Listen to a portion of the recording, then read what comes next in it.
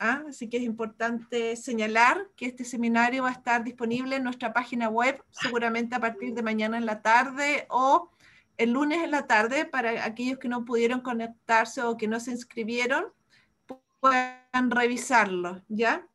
Hoy día contamos con José Guridi, el jefe de la unidad FAST de la División de Empresas de Menor Tamaño en el Ministerio de Economía. José es ingeniero, máster en Ciencias de la Ingeniería Industrial y de Sistemas. Es experto en la intersección entre la ciencia, la tecnología, la innovación y las políticas públicas, y actualmente es parte del equipo futuro del Ministerio de Ciencia, Tecnología, Conocimiento e Innovación, donde, entre otras cosas, coordina la creación de la Política Nacional de Inteligencia Artificial para Chile.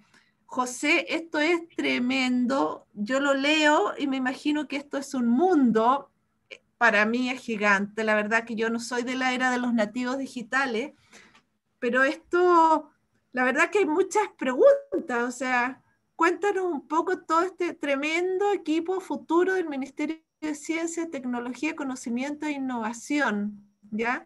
Si nos puedes contar un poquito, mientras esperamos que se conecten un poquito más de personas y damos inicio a la charla, pero la verdad que es un temazo. Esa es mi vida pasada, porque yo estaba ahí hasta diciembre, pero o sea, esto ha sido como un viaje por mientras. En el fondo nosotros yo partí en el Ministerio de Economía en lo que era la unidad de Economía del Futuro, y esto era cuando el Ministerio de Ciencia no existía, el 2018. Perfecto. Y el Ministerio de Ciencia nombran al ministro en diciembre del 2019, y a nosotros, el equipo que estábamos en lo que era Economía del Futuro, nos cambiaron a Ciencia en julio del 2019, cuando el Ministerio de Ciencia eran 20 personas. Nosotros llegamos a ser 24. Perfecto. Y ahí fue que creamos el equipo futuro, donde trabajamos en distintas cosas, y en mi caso yo estuve a cargo de la Política Nacional de Inteligencia Artificial hasta diciembre. Eso en diciembre se lanzó a consulta pública, de hecho la política, el documento, ese fue el último que hice, y ahí me pidieron volver al Ministerio de Economía. Cuando asumió el nuevo subsecretario en noviembre, conversó conmigo y me pidió si podía volver al ministerio, y ahí creamos esta unidad que se llama de Futuro y Adopción Social de la Tecnología, que es FAST, y que es en el fondo esa intersección entre lo que son como tecnologías emergentes, que es lo que hacíamos en Economía del Futuro, pantalla, grabar. Pensar un poco... 28. Perdona, José, ¿sabe? Les pido a todos que por favor tengan los micrófonos apagados, porque cualquier ruido, Luis Ignacio Silva, se interfiere con la comunicación, ¿ya? Y si quieren hacer preguntas, luego lo coordinamos con José para que pueda terminar su explicación. Gracias. José, perdona. O pueden poner por el chat o levantar la mano, y así yo sé que quieren preguntar. Yo feliz de que hagan muchas preguntas y me interrumpan, pero quiero saber que me interrumpen. Bueno, y volviendo a tu regreso entonces al Ministerio de Economía. Eso, y ahí creamos esta unidad que en el fondo fue fusionar dos cosas dentro del ministerio. Fue tomar un poco el espíritu de lo que nosotros teníamos en Economía del Futuro, que era el pensar en tecnologías emergentes, que esto es desde cosas que están un poco más presentes hoy día, como inteligencia artificial, Internet de las cosas, Big Data, etcétera, que son cosas que ya están, y que en realidad y lo que tenemos que trabajar es más fuerte en la adopción.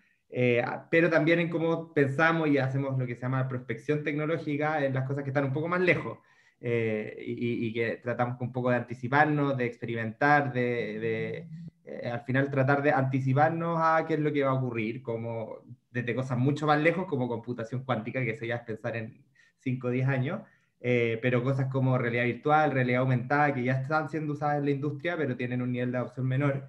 Entonces, cómo uno puede visibilizarlas más, generar casos de uso, analizar cómo esto impacta en las regulaciones y tiene que cambiar o no cambiar, etc.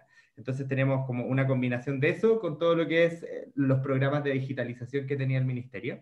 Entonces teníamos que ver cómo hacemos que esas eran dos cosas que antes no estaban juntas, conversen y que fuera como un continuo, porque al final pensamos en la tecnología que viene y eso lo tenemos que ser capaces de traerla hasta poder aterrizarla, y que finalmente sean las empresas, las organizaciones, las personas las que vayan adoptando esa tecnología y usando esa tecnología. Y en ese sentido te iba a preguntar, ¿cómo personas, como nosotros, ¿no es cierto?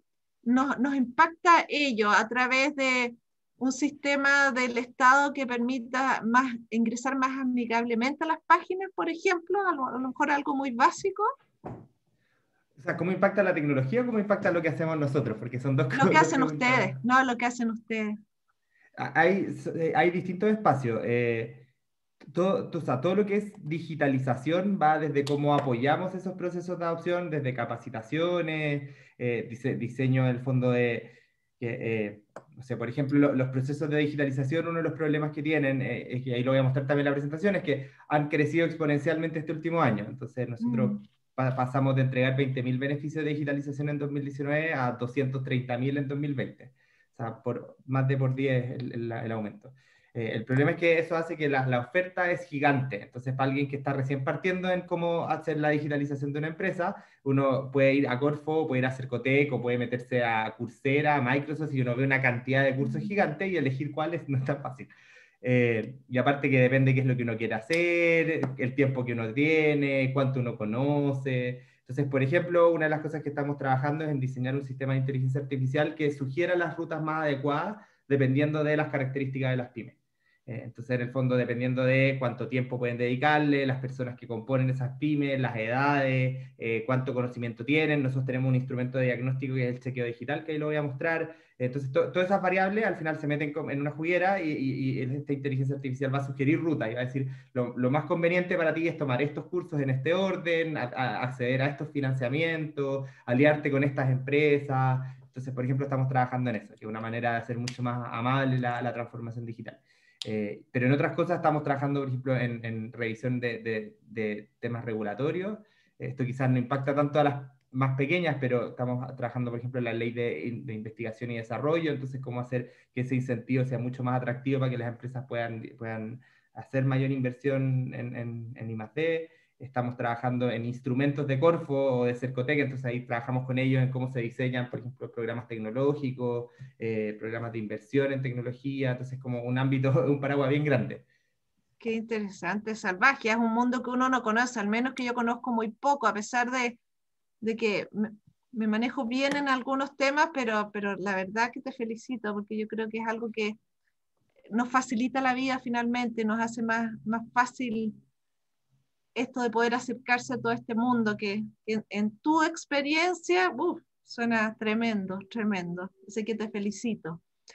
Oye, José, pasando bueno más al tema que nos convoca, darte nuevamente las gracias por lo que tú mencionaste, las personas que quieran hacer comentarios o preguntas, tú prefieres que las hagan durante la charla, ya, que levanten la mano y tú vas.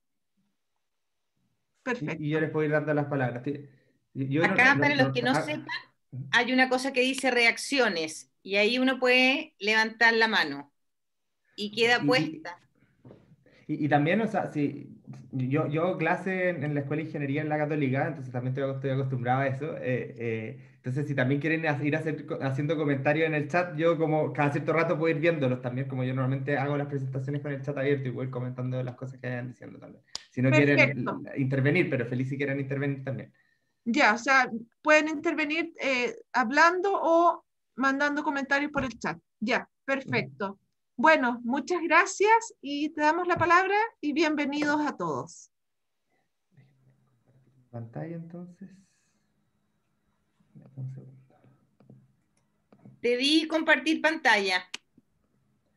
Ahí estoy. Ahí está. Ahí se ve la presentación, ¿cierto? Sí, se ve.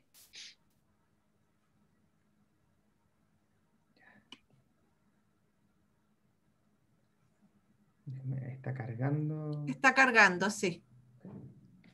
Que el internet haga lo suyo. Y ahí cargo.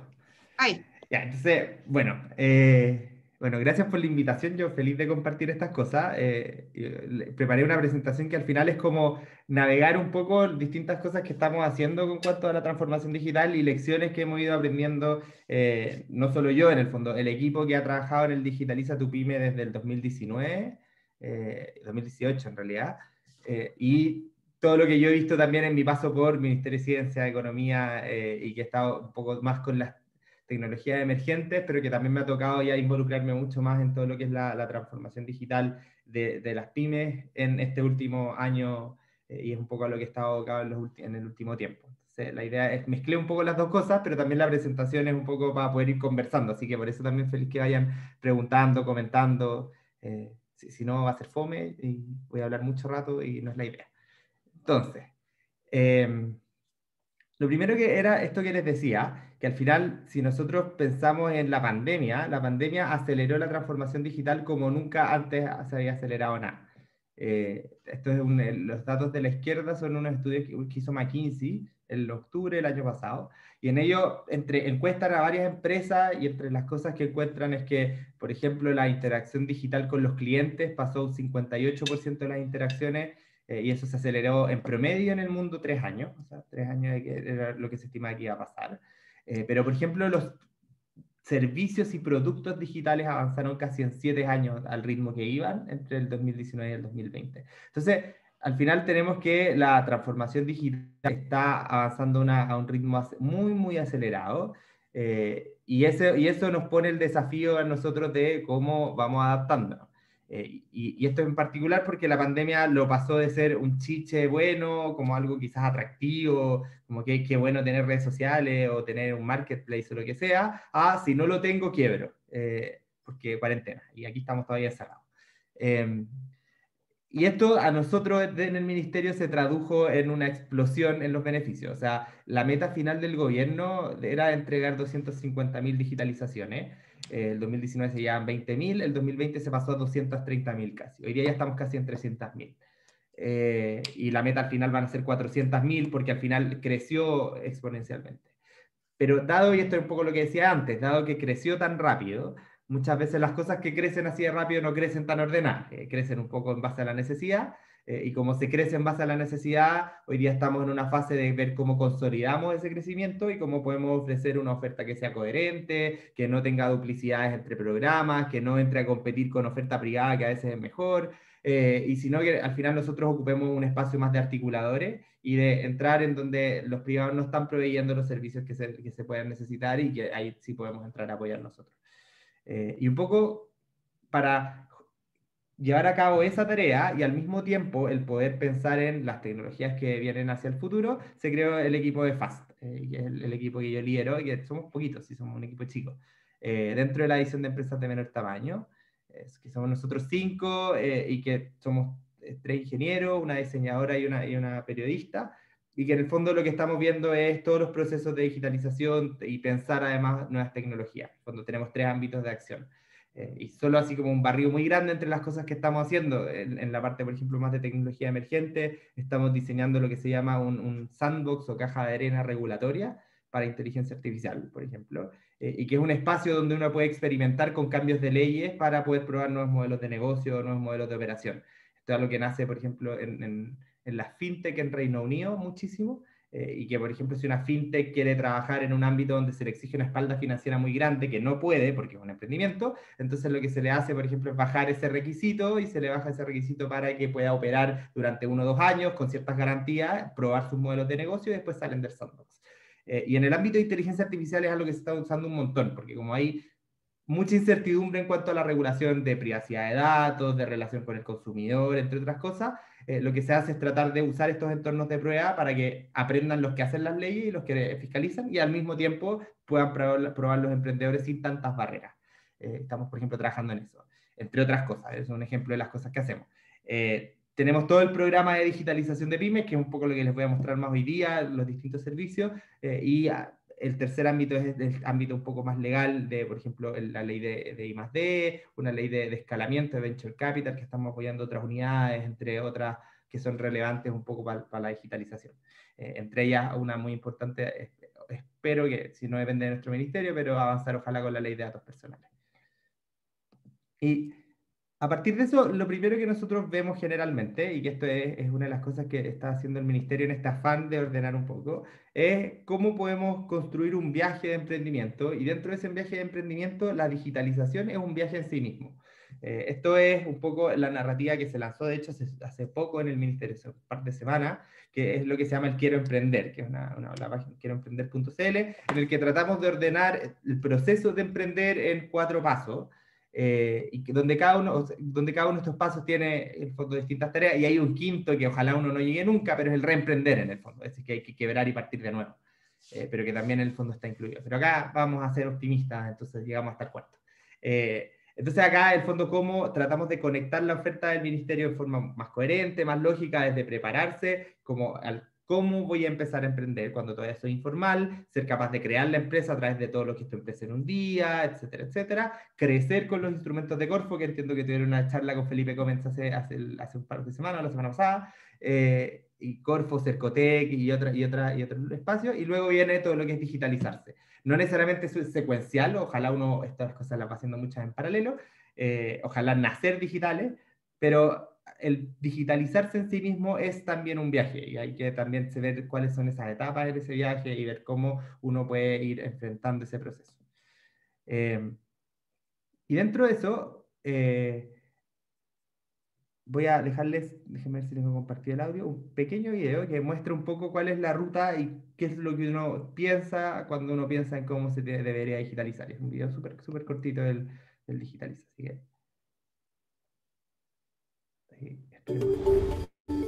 Cada día emprendedores, pequeños empresarios y empresarias como tú, sacan adelante sus proyectos gracias a su esfuerzo, conocimiento y formas de trabajar. Sabemos que el crecimiento de tu negocio dependerá de cómo lo administres y que tienes muchas preocupaciones en el día a día. Tener más clientes, estar atentos a nuevas oportunidades comerciales, hacer los trámites importantes, armar un buen equipo de trabajo, tener ordenados los números, además de producir, atender y vender. Lo bueno es que para cada una de estas preocupaciones existen aplicaciones, recursos y herramientas que van a hacer más fácil y productivo el trabajo, permitiéndote ahorrar tiempo y energía. Esto es Digitaliza tu Pyme, un programa del Ministerio de Economía, Fomento y Turismo junto con Corfo y Cercotec, que hará crecer tu negocio utilizando herramientas digitales, ayudándote a entender, aprender y adoptar estas tecnologías. Te invitamos a informarte en www.digitalizatupyme.cl. Y al final, un poco el cómo se diseñó este programa, y por eso encontré que mostrar el video era una buena forma de empezar, es que al final se divide como en 3 etapas este proceso como de transformación digital, que es entender el negocio y las tecnologías, aprender a usarlas y luego adoptarlas. Y ese es un poco el espíritu que siguen los distintos recursos que existen dentro del Estado, para acompañar el proceso de digitalización y ver cómo efectivamente uno puede empezar a adoptar distintas tecnologías. Entonces, cada día emprendedores... Entonces, la primera parte, y esto es un poco cómo nosotros hemos querido también construir el viaje de la digitalización, consiste en entender cuál es el estado del emprendimiento en el que uno está. Y no es tan fácil entender el cómo uno está y qué tanto uno sabe cuando uno no sabe sobre digitalización. Y para eso se trabajó en un instrumento en particular que ha tenido hartas repercusiones, que ya les voy a mostrar el video y les voy a mostrar un poco más, que es el chequeo digital, que es un instrumento que lo que permite es un autodiagnóstico de cualquier emprendedor de cuál es su estado actual de madurez digital. Y esto se clasifica en 5 estados de madurez, y es un instrumento que ojalá en el mundo ideal uno lo puede hacer varias veces, como cada un cierto tiempo, para ver cómo uno puede ir avanzando. Entonces uno puede hacer el instrumento, hacer ciertos cursos, usarlo de nuevo y ver cómo uno avanza en su proceso de digitalización. Déjenme mostrarle un video y les cuento un poquito más en qué estamos con eso también.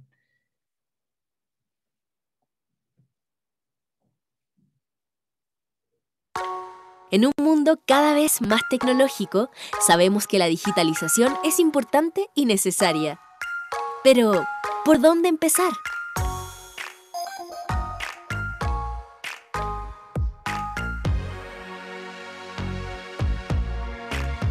El chequeo digital es un test en línea que permite a las pymes conocer su nivel de digitalización en las diferentes áreas del negocio y les entrega recomendaciones para transformarse tecnológicamente. Es cierto, una pyme digitalizada aumenta sus ventas, baja los costos y mejora la relación con clientes y proveedores. Chequéate y empieza a digitalizarte. Encuentra el chequeo digital en digitalizatupyme.cl. En un mundo cada vez más tecnológico, sabemos que la Entonces, la gracia de este instrumento al final es que permite, y que acá está un poco la ruta que uno sigue cuando uno lo hace, permite al final en distintas dimensiones el ver qué tanto uno sabe o qué tan preparado uno está. Y esto después te clasifica en cada una de ellas como el estado de madurez y te puede dar un madurez en general. Y esto parte desde las tecnologías que uno conoce y las habilidades que uno maneja, cuál es la cultura y los liderazgos que existen dentro de la organización, que son un componente súper importante al momento de emprender procesos de transformación. Dentro de la organización, cuando son empresas un poquito más grandes, cómo son las personas que las componen, cómo se comunican, qué medios utilizan, para qué los utilizan, ya en temas más de estrategia, cómo se avanza, cómo esto avanza, por ejemplo, a ver si tienen sistemas de ERP, CRM, entre otras cosas. Y esto va avanzando incluso hasta llegar a tecnologías más de analítica de datos, procesos, automatización de procesos, etc. Este instrumento en particular, hasta ahora, por ejemplo, llevamos 5.000, más o menos, casi 6.000 creo ya, pymes chequeadas que lo han usado. Y durante este año lo hemos estado rediseñando en base a la experiencia del año pasado, y esto es lo que vamos a lanzar probablemente en un mes más o algo así, que es un rediseño de este mismo instrumento, que es en el fondo hecho... Eliminamos, por ejemplo, preguntas que todos contestaban más o menos lo mismo, vimos preguntas que tenían alta correlación entre ellas, pero también lo tratamos de hacer con un lenguaje que fuera mucho más amable, como mucho más aterrizado también que el instrumento actual. Mejoramos mucho la usabilidad de la plataforma, que no era lo más amigable que había. Y estamos trabajando harto para que las recomendaciones que da al terminarse sean mucho más accionables. Esto todavía no es inteligencia artificial, pero en el fondo es la base para poder tener el sistema de rutas que yo les comentaba antes, porque la idea es que cuando uno termina te apunte hacia qué parte al menos de la oferta estatal uno puede ir para digitalizarse y empezar esa transformación. Y como dato, este es un instrumento que se desarrolló con el Banco Interamericano de Desarrollo y con País Digital, y ahora con el BID también se está haciendo el rediseño, y que el BID ha empezado a llevar a otros países. Hoy día están usando el mismo chequeo en alrededor de 10 países de Latinoamérica, y se está haciendo un poco el estándar del Estado para, por ejemplo, entrar a los beneficios de digitalización de Cercotec, que esperamos que a los de Corfo. Entonces, al final la idea va a ser que ojalá la puerta de entrada para todos los procesos de digitalización dentro del Estado sea este chequeo. Y esto es por la importancia de conocer cómo uno está antes de partir, porque si uno parte sin saber cómo uno está, es difícil poder avanzar. A partir de eso, uno puede ya empezar a navegar la oferta. Y que acá, por ahora, la oferta es un catálogo, y lo complejo que tiene es que ese catálogo puede ser un poquito abismante, porque es muchísimo. O sea, los recursos de digitalización son muchos, no como uno va a encontrar todo lo que uno necesita buscar, hay que solo saber navegarlo y saber buscarlo. Por eso nosotros estamos trabajando este proyecto un poco para ayudar esa navegación, pero por mientras hay infinitas opciones para el que necesite aprender algo. En el caso nuestro, de economía, existen dos. Existe la ruta digital, que se lo hace Cercotec, y que tiene una serie de cursos en distintos ámbitos, y que son un poco más... académico, porque de hecho los dictan profesores universitarios esos cursos, son todos cursos online, en temas de finanzas, seguridad de la información, tienen cursos de marketing, ventas, entre otras cosas. Y tienen además uno especializado en ámbitos de turismo. Y por otro lado tenemos los de Corfo, que son los de pymes en línea, que esto se diseñó originalmente en el Digitaliza tu Pyme en el ministerio y luego se pasan a Corfo, que tienen otra lógica y que son cursos que están dictados en su mayoría por emprendedores. Entonces son muchas veces emprendedores que van enseñando distintas cosas, en cápsulas más cortas o en charlas magistrales, y acá partió muy enfocado en el e-commerce, principalmente para dar respuesta a las necesidades de la pandemia, pero se ha ido hacia otros lados. Hoy día tiene una oferta que es mucho más amplia que el e-commerce y sigue una ruta que también incluye temas de logística, temas de venta, temas de medios de pago, entre otras cosas. E incluso tiene un arista, y yo lo trabajé con ellos mientras estaba en ciencia, de lo que es tecnologías emergentes y cómo se puede aprender, y tiene hecho una certificación de inteligencia artificial. pero que es un curso que es muy básico de inteligencia artificial, es como partir desde cero, comprendiendo qué es la inteligencia artificial, y a partir de eso cómo puede ser aplicable a los negocios. Porque uno piensa en inteligencia artificial y se imagina Terminator o Ultron y uno dice algo de otro planeta, pero en realidad la tenemos en los celulares todos los días. Entonces, es como que hace ese acercamiento como para saber cómo podemos ir adoptándola en el tiempo. Y en particular, por ejemplo, Pymes en Línea esta es un poco la ruta que tiene. Parte del fondo con e-commerce, si uno la hace en orden, porque al final uno puede hacer lo que quiera. Después enseña sobre distintas plataformas de venta, como los marketplaces, o sea, como cómo llegar a Google Mi Negocio, a Mercado Libre, a Pedido Ya, cómo armar el propio marketplace, entre otras cosas. Pasa a marketing, cómo usar las redes sociales, cómo gestionar los ads, cómo hacer la analítica sobre eso, etcétera. Todo lo que son medios de pago, como usar Mercado Pago, como usar otras plataformas, integrarse con Transbank, etc. Luego todo lo que es la logística, que muchas veces esas empresas están integradas y hacen más de una cosa, pero como también integrar la logística, los carritos de compra, etc. en el e-commerce. Y finalmente cómo tener un compliance y un proceso de postventa dentro de la misma plataforma. Entonces, esa es un poco la lógica que siguen los cursos de Pymes en Línea, y un poco aparte está lo que son tecnologías emergentes, que en este caso es un curso que es más largo, porque la mayoría de estos son cortitos, en inteligencia artificial, que son varios módulos y uno termina con una pequeña certificación de inteligencia artificial. Sin embargo, al final estas son como las dos plataformas que nosotros desde el Ministerio y el Estado tenemos, pero existe mucha más oferta. Por ejemplo, si es que ustedes entran a LinkedIn, Microsoft liberó los 10 cursos más populares de LinkedIn Learning para cualquier persona con su certificación, donde pueden aprender a programar, donde pueden aprender analítica, donde pueden aprender gestión de anuncios, etc. Coursera, para el que no lo conoce, es un curso de clase online, es el proveedor más grande en particular, donde los cursos son gratis y uno paga la certificación. Si uno quiere la certificación, la paga, pero si no, uno puede hacer los cursos gratis y ahí sí que pueden encontrar lo que se imaginen está. La mayoría de las plataformas tienen sus propios cursos. Google, por ejemplo, si uno quiere figurar con Google Mi Negocio dentro y aparecer bien en los buscadores, o hacer la tienda virtual, aparecer en Google Maps, etcétera, tiene sus propias capacitaciones y es cosa de buscarla y decir como en Google mismo cómo usar Google Mi Negocio, y ellos tienen sus videos, sus tutoriales, etcétera. Cosas similares a Coursera está uno que se llama EDX. EDX es otro muy similar, donde también uno puede hacer una parte gratis y una parte pagada, y ahí hay un universo gigante dependiendo de qué es lo que uno necesita.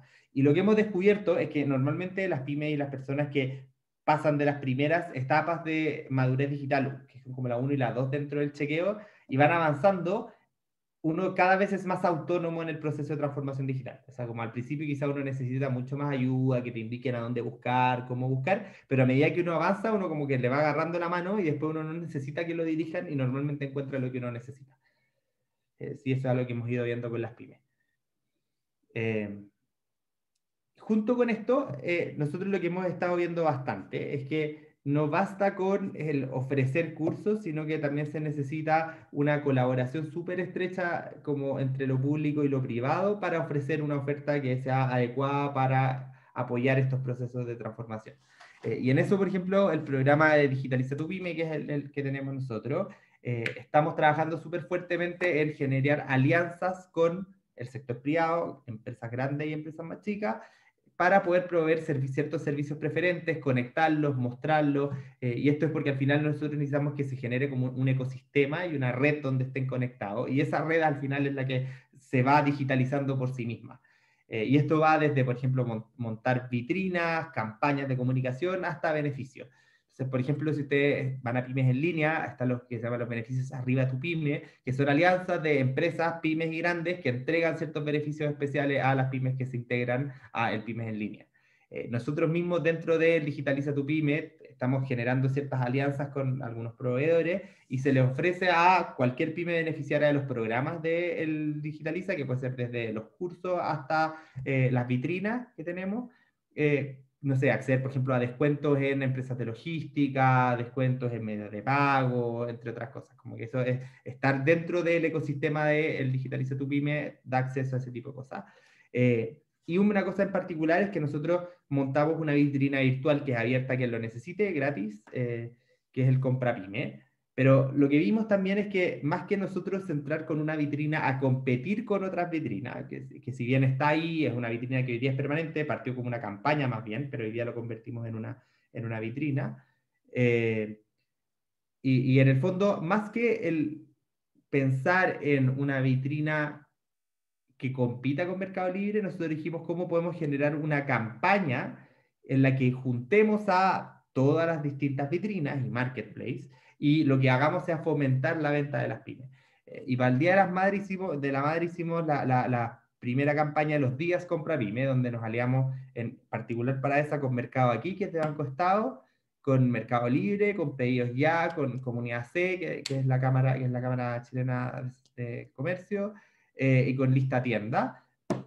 Y generamos una campaña de alrededor de una semana antes del Día de la Madre, como está justo el viernes antes, para que alcanzaran a despachar. Y el reporte fue, por ejemplo, que los emprendedores de Mercado Libre habían vendido durante esa semana un 30% más de lo que vendían normalmente la semana pasada antes del Día de la Madre. O los de Pedidos Ya reportaron que habían aumentado su base de clientes. O sea, al final lo que empezamos a ver que el articular esa alianza y generar un esfuerzo conjunto de marketing y de difusión tenía mucho más sentido que el entrar a competir u otras cosas. Y eso es parte un poco del ordenamiento que estamos intentando hacer. Entonces al final ahí también la idea es poder ver cómo los distintos privados pueden ofrecer cosas que las ofrecen mucho mejor que nosotros, y en eso poder articular y que las pymes puedan acceder fácilmente a la oferta. Y eso es un poco la idea de lo que estamos haciendo desde el Digitaliza.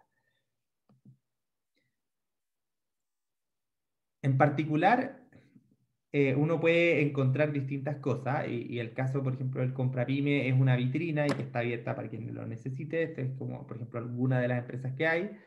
Y acá esto es abierto, y nuestra idea es cómo podíamos ofrecer un espacio virtual para empresas que no tuvieran e-commerce y no supieran hacerlo, a muy, muy bajas barreras de entrada. O sea, como el único requisito es básicamente como tener un WhatsApp o alguna red social donde contactarlo y nada más. Y con eso entraban. Y esto es una vitrina que ha ido creciendo, tiene ahora alrededor de 5.000, 6.000 usuarios, y que la idea es justamente potenciarla con esta alianza con otras vitrinas. Entonces eso es lo que está disponible también.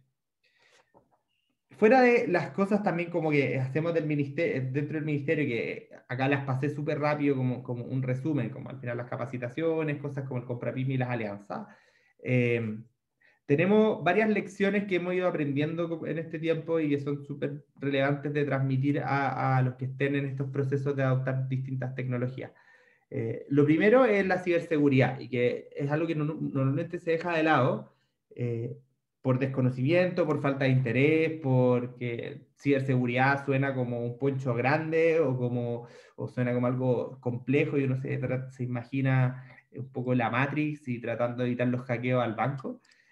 Pero la ciberseguridad es algo que uno debiera adoptar desde el principio del proceso de transformación digital, y va mucho en una cultura de cómo uno gestiona sus medios digitales. Y parte con cosas tan básicas como no poner los post-it con las claves en el computador. Y esto es porque si uno piensa en una pyme que se está recién digitalizando y, por ejemplo, está armando su base de clientes en Instagram o en Facebook, lejos el asset más valioso que va a tener va a ser su red de contactos que está contenido en esa red social. Y el hackeo a esa red social es altamente probable, o sea, como porque alguien va a querer esos contactos, y se hackean, roban cuentas, etc. Entonces, primero tener claves seguras, aprender a usar gestores de contraseñas como Google mismo, o sea, que como el recordar contraseña Google permite a uno hacer contraseña que no sea siempre la misma, porque al final todos rotamos, y yo también hago esas cosas, entre 3 contraseñas que son siempre la misma, que no es seguro. Entonces, el tener contraseñas aleatorias en un gestor de contraseñas, por ejemplo, es una súper buena práctica. Pero también, por ejemplo, el tener respaldos de los contactos, en Spice usar la nube, por ejemplo, para tener respaldos online de las cosas, es parte de empezar a trabajar con sistemas más seguros. Obviamente esto va evolucionando, y hay un punto en donde efectivamente van a necesitar, cuando empiecen a implementar sistemas que manejan datos personales, o sistemas de CRM o de ERP u otras cosas, también esto tienen que ir acompañado de sistemas de ciberseguridad. Pero usualmente los mismos proveedores que entregan esos sistemas también tienen que garantizar ciertas medidas de seguridad. Pero al final es ser consciente que la ciberseguridad es una cuestión más cultural que técnica al principio. Es como uno maneja las seguridades de la información, la seguridad de sus sistemas, y eso parte por no poner las claves en un post en adelante. Y esto es algo que, por ejemplo, en nuestra oferta está un poco ausente, es una de las cosas en las que estamos trabajando por ampliar, cómo podemos ampliar contenido sobre ciberseguridad, pero precisamente desde una perspectiva de cómo instalar la ciberseguridad como una costumbre y como algo más cultural. Y un tema muy, muy importante es que muchas veces cuando uno habla de transformación digital, de nuevas tecnologías, como que uno se empieza a poner ansioso y uno siente que tiene que tenerlo todo, lo último, y que suene así como yo tengo que tener inteligencia artificial, blockchain, Internet de las cosas, 5G y todo. Y uno cae un poco en pensar en la tecnología antes que en el problema. Y eso pasa mucho más de lo que ustedes creen, y le pasa no a pequeñas empresas y emprendedores, sino que le pasa a todas. Las empresas grandes caen en lo mismo. Y el peor error que uno puede cometer es pensar en la tecnología antes que en el problema y antes que en el modelo de negocio. La tecnología siempre va a servir a un modelo de negocio, va a potenciar una propuesta de valor, pero no va a salvar un negocio que no la tenga. Y de repente uno piensa, la manera que yo tengo de salvar mi negocio metiendo tecnología, si uno la mete porque sí, probablemente el resultado sea el mismo, solo que con una gran inversión en tecnología. Entonces, es muy, muy necesario, y para eso sirven, como en general, las charlas más de emprendimiento, gestión de negocio, etcétera, el pensar bien el negocio antes de implementar las tecnologías. Ojalá rápido, pero hacerlas antes de hacerlo. Hace un tiempo, como una historia, mi señora es publicista, y hace un tiempo le pidieron de una consultora ambiental que les hiciera una propuesta de comunicaciones, redes sociales, que les pensara una página web, porque necesitaban ampliar su base de clientes. Y empezó a analizar la empresa, qué es lo que tenían y todo, y más que decirles, esta es la red social que tienen que usar, etcétera, lo primero que les dijo es, en realidad, antes de cualquier cosa y ustedes pensar en digitalizar, usar redes sociales u otra cosa, tienen que ser capaces de decirme por qué ustedes son distintos de su competencia y cuál es su propuesta de valor. Y ellos no lo tenían claro. En el fondo, cuando ella les dijo eso, se dieron cuenta que en realidad no eran capaces realmente de decir por qué ellos eran distintos a otra consultora ambiental, ni tampoco cuál era realmente su propuesta de valor. Entonces, al final, ella les dijo como, yo les puedo hacer una página web súper bonita, les puedo hacer un diseño bonito, les puedo hacer un Instagram, les puedo hacer un Facebook, pero eso no va a servir de nada si ustedes no tienen que comunicar. Y al final lo que tuvo que empezar a trabajar fue el cómo ellos pensaban su modelo de negocio, cómo segmentaban el mercado, quiénes eran los clientes a los que querían llegar. A partir de eso, ¿esos clientes tienen o no tienen redes sociales? ¿Qué red social usan? Y recién ahí uno puede empezar a pensar en la tecnología. Porque uno puede decir, quiero ser súper innovador y ser la primera consultora ambiental en usar TikTok, pero probablemente absolutamente nadie que esté buscando hacer evaluaciones de impacto ambiental va a usar TikTok, o al menos no lo va a usar para buscar una consultora. Pero sí quizás van a usar LinkedIn. Entonces, uno tiene una oferta gigante de redes sociales, pero cada una tiene su propia personalidad, sus propios públicos, su propio segmento etario, su propio estilo, y el cómo uno entra ahí viene después de toda una reflexión de qué es lo que yo quiero ofrecer y a quién se lo quiero ofrecer. Si yo tengo algo que es más visual, que entrega un mensaje rápido, probablemente voy a optar por Instagram. Las tiendas usan mucho Instagram. O sea, los que tienen una tienda, Instagram es un súper buen medio, pero que también su rango etario es como 15-40, 15-50 principalmente, pero tirado hacia más jóvenes. Si uno quiere llegar a un público mayor, probablemente la solución no es Instagram, sino que es más bien Facebook. Facebook tiene en general una edad promedio superior a Instagram, tiene otras lógicas, tiene lógicas menos rápidas, o sea, uno tiene espacio para explicar más, tiene un marketplace en sí mismo, tiene estos grupos, entonces tiene una lógica muy distinta, pero si uno quiere llegar a adolescentes, Facebook no va a servir de nada, no va a encontrar ninguno. Si uno tiene una propuesta innovadora que puedo transmitir en forma audiovisual y quiero llegar a adolescentes, quizás podría aventurarme en TikTok e intentar hacer algo nuevo, que es como un poco terreno inexplorado porque son pocas las marcas todavía que han entrado a TikTok. Y quizá hacer algo bailando con una bebida, no tengo idea, puede ser una solución entretenida y que alguien diga como, oh, qué choro lo que están haciendo en TikTok, y entren a comprar a partir de TikTok. Pero es terreno más inexplorado y es una red social súper nueva. Si uno está vendiendo servicios de consultoría, cosas mucho más serias, probablemente la red social es LinkedIn. Porque uno piensa que LinkedIn es solo para buscar trabajo, pero en realidad tiene todo un mundo de publicaciones donde también se busca servicio y se ofrecen servicios, y esas cosas en general se ven mucho más ahí que en Facebook o que en Instagram u otra. Y uno puede también pagar los anuncios y todo eso. Y recién ahí uno puede empezar a pensar en cómo se pagan esos anuncios, cómo yo lo articulo con un marketplace, etc. Entonces, es un proceso donde el identificar bien cuál es el negocio, cuál es el público objetivo, cuál es la propuesta de valor, que es algo que uno repite, es igual de crucial para esta cuestión. O sea, si yo no puedo implementar tecnologías porque sí. Si yo me voy a pensar en tecnologías más emergentes y que suenan más del futuro, existen muchas empresas con ansiedad por la inteligencia artificial y que te dicen, yo necesito meter inteligencia artificial. Y uno le pregunta, ¿para qué? No, porque necesito tener inteligencia artificial. Y no sirve para todo, pero se piensa que sí. Y a veces hay veces donde soluciones mucho más simples, y esto es jerga matemática, pero que de repente hacer una regresión simple da mejores resultados de predicción que hacer un super sistema de aprendizaje profundo con infinitas capas de profundidad inteligente. Quizá una regresión da muchas mejores predicciones que el sistema complejo, y menos problemas además, y sale más barata, porque en realidad la tiro en Excel. Solo que se cae en el segundo cuando uno lo que dice es quiero la tecnología, no quiero solucionar el problema. Y en eso al final siempre la pregunta es cuál es el problema, no cuál es la herramienta. La herramienta viene después, porque si no uno cae en la tentación de que cuando tengo un martillo todos son clavos, y no todos son clavos. Necesito saber cuándo yo necesito un desatornillador, cuándo necesito una tuerca, o cuándo necesito un martillo. Y para eso tengo que tener muy claro y conocer muy bien mi negocio. Por eso instrumentos como el chequeo de autodiagnóstico son súper relevantes, porque es lo único que me permite conocer un poco más mi estado de madurez digital. Pero más allá, ahí uno va a las cosas clásicas, desde armar un FODA para ver cuáles son las fortalezas y debilidades y las oportunidades del negocio, desde armar un Canvas para ver, que era un poco lo que les mostraba acá, en el fondo, cuáles son mis clientes, cuál es mi propuesta de valor, cuáles son las actividades que tengo que hacer. Y del Canvas uno puede ir derivando a decir qué cosas acá yo puedo meterles tecnología. O sea, quizá cuando yo esto lo tengo armado, puedo pensar, ok, mis canales quiero que sean digitales, ¿y cuáles canales van a ser?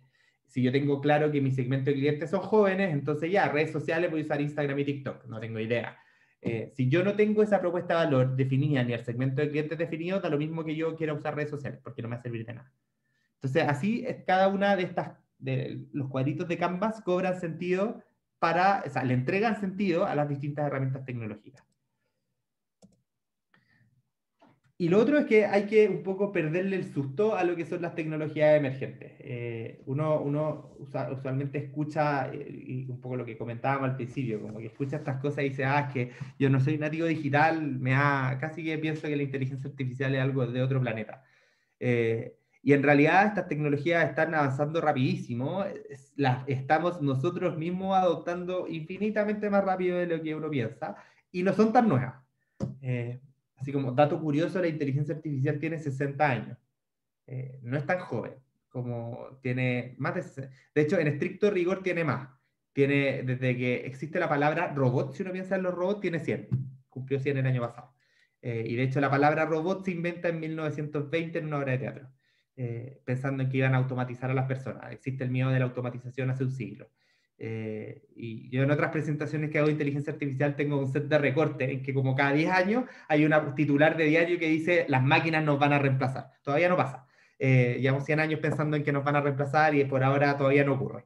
Pero entonces no es algo nuevo, es algo que ha ido fluctuando, ha habido más, menos, ha ido cambiando su definición, han salido nuevos métodos, tenemos más datos, tenemos un montón de cosas, pero de a poquito ha ido tomando vuelo. Pero lo que sí es que tomó mucho vuelo en los últimos 10 años y por eso las hemos escuchado mucho más. Y esto es porque el aprendizaje profundo que se llama, que son las redes neuronales y que son ya cosas más sofisticadas, nace el 2010. O sea, no nace, se hace posible el 2010, porque muchas de estas cosas matemáticamente ya estaban pensadas, solo que no era posible hacerlas con los computadores que teníamos. Y aún así uno dice como ya, pero sigue siendo algo de otro planeta, como cómo yo voy a usar inteligencia artificial. Pero ahí hay que acordarse que en realidad el celular tiene un montón de algoritmos de inteligencia artificial y que lo usamos todos los días. Y sin darnos cuenta. O sea, cada vez que nosotros nos metemos a redes sociales, el que ordena esa red social es una inteligencia artificial y que aprende con nuestro propio comportamiento de a qué le ponemos like, cada cuánto lo actualizamos, las historias de quienes vemos, qué cosas buscamos, y si... No sé si alguno ha usado TikTok alguna vez o ha visto los TikTok de su hijo, porque TikTok es una red social que principalmente son más chicos. Pero es impresionante el algoritmo de inteligencia artificial que tiene, y si uno compara dos TikTok de dos personas distintas, son absolutamente distintos. Así como yo de repente comparo el mío, yo lo uso solo para ver, nunca he subido nada a TikTok, pero mi TikTok con el de mi señora, que le encanta TikTok también, y en el mío uno puede encontrar videos de gatos, videos de animales haciendo cosas chistosas, o de ese tipo, como que fluctúa en ese tipo de cosas, o videos tecnológicos muy ñoños, que me gustan a mí. En el de ella hay bailes, hay recetas de comida que le gusta mucho y las guarda. Hay un par de animales, pero nosotros lo miramos y decimos, estamos con la misma aplicación, al mismo tiempo viendo cosas absolutamente distintas. Y es porque hay qué cosas hemos movido, cuánto tiempo uno está mirando, etc. Y hay que ser súper consciente de esas dinámicas cuando uno las usa, pero también saber que uno las puede usar a beneficio propio. Entonces, si uno sabe que al usar una red social va a lidiar con esos algoritmos, el aprender a saber qué hashtag poner, el asterisco algo, cuántos poner, qué tipo de imágenes usar, no sé, y estos son datos que buscando un curso de redes sociales están todos, pero como cuánto tiempo pasa cuando yo estoy así en Instagram, uno tiene más o menos la atención como de un par de segundos por foto. Si yo no llamé la atención en un par de segundos, ya perdí. Si yo tengo una foto con demasiado texto, nadie lo va a leer. Si yo tengo una foto que es poco atractiva, nadie la va a ver. Si yo tengo una descripción muy grande, nadie va a entrar a esa descripción. Y que son tentaciones las que uno cae, uno tiene que ser algo súper atractivo, simple, poca texto, poca imagen, porque esa es la atención que existe en esa red social. Si no, no funciona. O solo te van a poner like los amigos que no son los que te compran, entonces tampoco funciona. Y ahí uno también puede entrar a entender después el cómo funciona cuando uno quiere meterle plata a estas cosas, la publicidad adentro. Y que son procesos de subasta súper complejos, pero que al final uno tiene que entender como a qué público muy bien uno quiere llegar. Y esa es la base para poder entrar a esos procesos.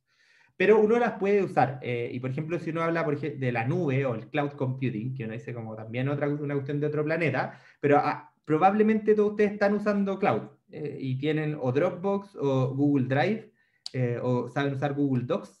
Todas esas cosas están en la nube. Y la gracia que tienen es que permiten colaborar en forma online, que permiten guardar las cosas y tenerlas en cualquier lado. Todas esas cosas son la nube. Y en general, si uno cuando ya quiere hacer cosas más sofisticadas, es cuando uno empieza a contratar Google Cloud o Microsoft Azure o AWS, y ahí uno empieza a meterle cómputo, análisis de datos y todas esas cosas, pero esas cosas son súper después. Las cosas básicas uno las empieza a usar al tiro y no son del otro mundo. Y además cada vez estas tecnologías, hay muchas empresas que lo que están haciendo es hacerlas cada vez más usables. Yo me acuerdo de haber visto el año pasado empresas de inteligencia artificial que lo que estaban creando eran inteligencia artificial por bloques. Entonces yo en realidad no necesitaba saber programar, solo necesitaba saber qué era lo que quería hacer. Y agarraba bloquecitos, así como armar un Lego, los ordenaba uno tras otro y listo, tenía un sistema de inteligencia artificial. Y eso se implementaba en mi negocio. Y de hecho, la manera en que ellos funcionaban es que uno agarraba estos módulos, los ordenaba más o menos de lo que quería hacer, le metía los datos y después se los pasaba y ellos te lo implementaban súper rápido y estaba la programación detrás. Entonces, el acceder a esas cosas, por ejemplo, para que haga una analítica sobre mis clientes, me permita identificar nuevos segmentos de negocio y todo ese tipo de cosas, hoy día son cada vez más baratas y son cada vez más accesibles.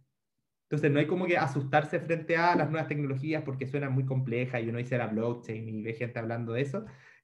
Usualmente están mucho más cerca de lo que uno piensa y hay muchos proveedores chilenos, de hecho, que están haciendo cosas súper interesantes y no es tan difícil encontrarlo y sus precios no son tan extravagantes como de repente contratar las grandes consultoras. Entonces, ahí el desafío es explorar. Y ahí la pega nuestra es tratar de mostrarlo, que eso es un poco lo que hemos estado tratando de hacer.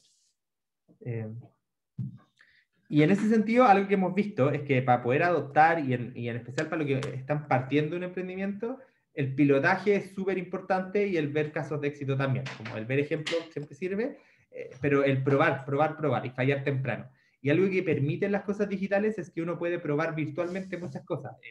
existen un montón de páginas que, por ejemplo, a alguien sin ser diseñador le permite armar mockups de páginas para probar cómo se ven, y uno se las puede mostrar a gente y dicen, no sé, que esa cuestión es horrible, me encanta, y uno con eso ya sabe más o menos la página que uno tiene, y después uno paga un par de dólares y tiene la página hecha, sin tener idea cómo programar, sin tener idea cómo diseñar, sin abrir ni una vez Photoshop y sin abrir ni una vez WordPress.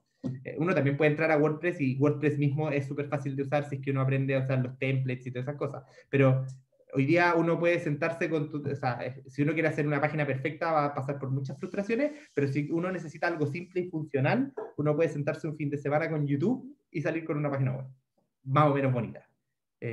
Ahí ya la estética es otra cosa, pero uno al menos funciona. Yo no soy capaz de hacer una página web bonita, pero ese es otro problema. Y en eso es importante probar mucho. O sea, acá puse como el ejemplo de un sandbox, en el fondo, pero experimentar y fallar temprano, y la gracia que es una cosa que uno siempre dice cuando uno emprende, pero que al final las cosas digitales permiten prototipar casi gratis. Uno tiene instrumentos como Canva para probar cosas de imágenes, uno tiene instrumentos como Wix para probar páginas web, WordPress tiene un montón de templates y cosas gratis. Y uno entra, prueba, juega, mueve bloque y eso se los muestra a otras personas, habla con otras personas, y con eso uno va entrando en esto.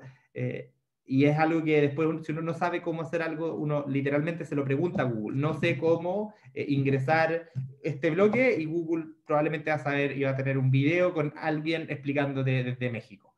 Y eso hoy día es súper fácil de encontrar.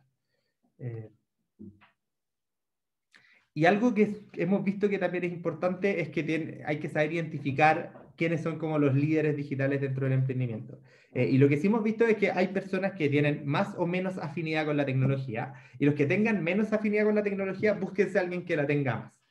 Nosotros estuvimos, por ejemplo, viendo harto con emprendedores donde efectivamente son personas que están lejos de la tecnología, en su vida han abierto un computador, y puede ser que el esfuerzo que tengan que ellos ponerle a tratar de aprender estas cosas sea demasiado, y sea muchísimo más fácil pagarle un sueldo a el hijo, el nieto, que feliz va a ayudar, y que probablemente en 2 horas le va a tener montada una página web y se va a entretener más encima.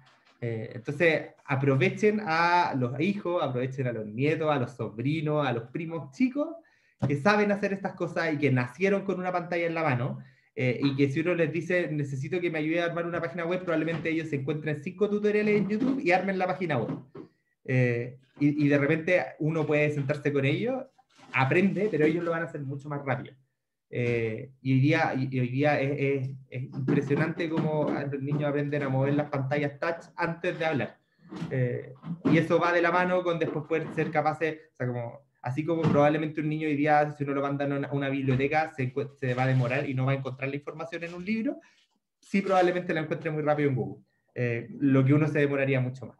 Entonces, identificar estos líderes digitales no es solo pensar en la empresa quién puede llevar el cambio, esto es como para las empresas más grandes, pero cuando uno está en emprendimientos más chicos, el ser capaz de darse cuenta quién en el entorno familiar o de amigos tiene mayor capacidad y está dispuesto a ayudar. Y nosotros literalmente hemos visto casos donde nos decían, no, yo le dije a mi sobrino que en vez de, le aumentaba al doble la mesada si me ayudaba una vez a la semana con las redes sociales. Y así funcionaba. Y montaron redes sociales y todo. Entonces eso puede ser buenas maneras como para empezar en este proceso. Y esto es como el último, y ahí ya mi idea también era como dejar tiempo para conversar un rato. Es súper importante como pensar también como en los low hanging fruits o en las metas de corto plazo. Como uno no tiene que pensar en la transformación como una gran transformación, que voy a tener una empresa casi que voy a hacer Amazon en 10 años más. No, uno tiene que pensar en cosas cortitas. Voy a montar mi Instagram. Voy a montar mi Facebook. Y acuérdense, para solucionar un problema, ¿no? Porque sí, necesito conectarme con mi público más joven. La mejor manera es a través de Instagram, porque ese fue el análisis que hice. Voy a crear mi Instagram. Y ahí irse poniendo meta. Uno puede decir, ya, yo voy a tener un Instagram y en un mes voy a tener 10.000 seguidores. Probablemente no ocurra y va a ser solo frustración. Partir de a poquito. O sea, la primera meta son 100 seguidores, después subamos a 500 y ahí uno va esforzándose. Y cuando uno quiere ser 100 seguidores, la red va creciendo sola, entonces es como una bola de nieve. Entonces al principio voy a tener que llamar casi que a todos mis amigos y decirle, oye, ya, pues sígueme. Y empezar a mandar mensajes. Hola, hice un nuevo Instagram, sígueme. Hola, hice un nuevo Instagram, sígueme. Así como dato curioso, yo en su momento me armé un Instagram donde recomiendo libros, y la vez que más subí de seguidores fue cuando empecé a mandar mensajes por interno: oye, mira lo nuevo que estoy haciendo, sígueme, uno por uno. Y así subí como 200 en un par de días. Y eso fue cuando más subí. Entonces, uno tiene que hacer esas cosas, y esto después va tomando vuelo, porque cuando uno ya tiene 1500, 2000, ahí uno puede hacer ciertas cosas, uno se junta con otro, y acá la red es importante, y hace un Instagram Live, o hace cosas, habla de entretenimiento, da datos curiosos, y uno empieza a pensar en el contenido, y esto empieza a expandirse y a crecer. Pero hay que ir de a poco, y si uno dice al tiro, no, yo necesito tener 10.000 seguidores, probablemente se va a frustrar, porque no va a llegar a esos 10.000 hasta meses después, a menos que logre hacer un viral, y ahí si uno se hace viral, pero uno jamás puede prometer eso. Y lo último, no, penúltimo creo que es, penúltimo, sí. Traten de medirse, como es bueno tener buenas métricas o buenos KPI en el camino de la digitalización, porque al final uno puede como abrumarse por la cantidad de cosas que tiene que hacer. Entonces siempre como sentarse cada cierto tiempo a ver cómo uno está es importante. Ahí el instrumento que les mostré al principio, que ahí después le puedo usar la presentación y están los links, pero del chequeo digital, si no, digitaliza tupyme.cl y ahí está. Pero es una forma de medirse, y si uno dice, ¿sabes qué? Voy a hacer este chequeo cada 6 meses para ver cuál es mi nivel de madurez. Entonces, ver cómo voy avanzando en las distintas dimensiones. Pero también están cosas mucho más simples, como cuántos seguidores estoy teniendo semana a semana, cuántas personas ponen likes o no. El like en general puede ser una muy mala métrica, pero si quieren ver, más bien cuántos comentarios tienen, cuántos mensajes les mandan, que eso sí es una mejor métrica, porque hay gente interactuando con tu publicación, y así, como cuáles son las métricas, pero siempre sujetas a cuál es el objetivo que se pusieron, porque ustedes identificaron un problema, y para ese problema implementaron la tecnología. Y esto es pensando solo en redes sociales, pero si quieren pensar en un CRM o un ERP, también hay metas, cómo han mejorado sus ventas, cómo han ordenado su inventario, cómo ha bajado la merma, como todo ese tipo de cosas en sistemas más avanzados. Es importante medirlas, porque si no, quizás estoy gastando plata en una suscripción o en un sistema que no sirve de nada. Y ahí también hay que estar dispuesto a fallar, como si uno se da cuenta que después de un mes el Instagram lo único que hace es consumirme tiempo y no me ha aumentado ni una gota las ventas, ¿para qué seguir en Instagram? Quizás es mejor canal WhatsApp nomás, y la gente llega a mí porque se sabe mi teléfono, y quizás pongo más esfuerzo en que la gente difunda mi teléfono. Entonces hay que saber identificar cuál es la herramienta adecuada, y eso se hace midiendo. Y si uno no mide esa implementación, uno no tiene idea si se está equivocando. Y ahora sí, lo último que tenía para decir es que este proceso, hacerlo solo, es imposible. Y lo más fuerte que han demostrado las tecnologías digitales es el potencial que tienen las redes. O sea, Facebook o Instagram o WhatsApp son lo que son porque hay mucha gente que las usa. Y en estos procesos esa red también es necesaria, porque al final si uno no sabe cómo hacerlo, probablemente el del lado lo sepa. Y hoy día, en especial, la pandemia nos ha mostrado que estamos a 2 clics de estar conectados mirando, ¿no? Y organizar charlas con expertos, con lo que sea, es más fácil que nunca. Y después uno queda conectado y estamos a un mail de distancia, o a una llamada de distancia, o a un WhatsApp de distancia. Y en general es súper fácil mover la red, y siempre hay alguien en la red que sabe hacerlo, y esto va desde el tener al primo chico haciendo las redes sociales en adelante. Entonces es un proceso que si uno hace solo se ve abismante, pero si uno lo va haciendo acompañado es mucho más fácil, porque uno va cambiando buenas prácticas, y el cambiar buenas prácticas ayuda mucho más en los procesos de transformación digital. Y eso es lo que se ha visto un montón como en la evidencia de estos procesos, que al final las empresas que lo hacen en red tienen mucho más éxito que las empresas que lo hacen solas. O en redes más chicas. Entonces eso también es súper, súper importante. Y esa es la presentación que tenía. Creo que nos queda un ratito. Ahí está mi mail, si es que alguien me quiere escribir o cualquier cosa a propósito de la red y de los mails. Y ahora, el que quiera preguntar, comentar, yo feliz. Estabas muteada, Gina. Perdona. Gracias, José. Tenemos 3 preguntas. La primera es de Lucas Claude. Una duda, José. Cuántica. Claro, hablaste de la computación cuántica. Ya, ¿Crees que tiene futuro comercial en Chile? Entiendo que quizás a nivel de procesar datos, pero ¿qué pasa con el uso cotidiano o de empresas más pequeñas? Ya. Voy a hacer una breve introducción para intentar explicar al resto qué es la computación cuántica. Probablemente no lo logre, porque ni yo mismo entiendo muy bien cómo funciona, pero hoy día la computación, como para que entiendan un poco, funciona con unos y ceros. O sea, todo lo que hacemos en el computador, detrás de eso hay unos y ceros, código binario. Lo que hace la computación cuántica es que en vez de usar unos y ceros, usa entre 0 y 1. Entonces tiene infinitas posibilidades de estado. Eso es en el sentido muy simple. Entonces, hoy día la computación cuántica en la práctica son unos computadores gigantes en IBM o en Google o en, no sé, en Amazon. Si me dan un minuto les puedo mostrar una foto de un computador cuántico. Pero están lejos de ser algo práctico todavía, como que hoy día están como en el ámbito de lograr solucionar grandes problemas de optimización más rápido. Pero el potencial precisamente que tiene la computación cuántica es que permitirían capacidad de procesamiento y cómputo nunca antes vistas, como en el fondo problemas que hoy día que van desde optimización en logística u otras cosas, que se ven imposibles, se hacen posibles, y esa es la gracia que tiene la computación cuántica. Este es un computador cuántico hoy día, para que vean que no es algo que vamos a tener en nuestra casa en el corto plazo. Parece como una lámpara, o sea, quizás uno la podría tener de adorno, más bien, pero en la utilidad hoy día esto es un computador cuántico, o sea, esto es lo que está trabajando en Google, IBM y todo. Entonces, de aquí a que tengamos un computador cuántico en la casa faltan un par de bastantes años. Pero sí, probablemente estos computadores cuánticos lo que van a empezar a generar son ciertas aplicaciones que yo creo que va a ser la primera parte por donde entren. Amazon, Google, IBM, que son los que están investigando estas cosas, van a empezar a ofrecer. Entonces, si por ejemplo hay, los que están algo relacionados con ingeniería les va a sonar, pero por ejemplo problemas como el vendedor viajero, que son problemas de optimización que se usan un montón, muchas veces no tienen soluciones fáciles, o la capacidad de cómputo que se requiere a medida que uno aumenta los nodos es gigante, o sea, como que aumenta exponencialmente la complejidad, y a partir de eso no se puede resolver. Y uno al final lo que tiene que hacer para poder usar cosas como Google Maps y todas esas cosas, es que uno se heurística y trata de llegar a resultados que no necesariamente son los óptimos. La computación cuántica muchas veces es capaz de resolver esos problemas en poco tiempo, o sea, los papers que salen son, no sé, problema matemático que necesitaba 200 años se resolvió en 2 días.